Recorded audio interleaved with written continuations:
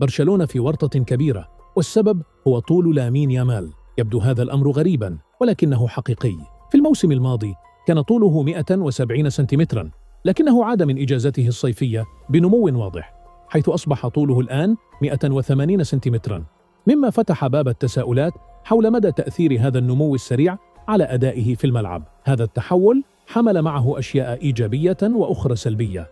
نبدأ بالأشياء الإيجابية. هذه التغيرات انعكست بشكل واضح على جسده وأدائه، ليصبح لاعبا لا غنى عنه وعاملا أساسيا في نجاح فريقه. لكن الأمر السلبي في هذا التحول والأكثر إثارة للقلق هو ما يخشاه عشاق البلوغرانا. ماذا لو استمر يامال في النمو بنفس الوتيرة؟ هناك مخاوف من أن الزيادة المستمرة في طوله قد تؤثر سلبا على مستواه ومرونته، وهما الصفات التي تميزه حاليا كلاعب سريع ومراوغ. ويبقى السؤال الأبرز: متى سيتوقف لامين يامال عن النمو؟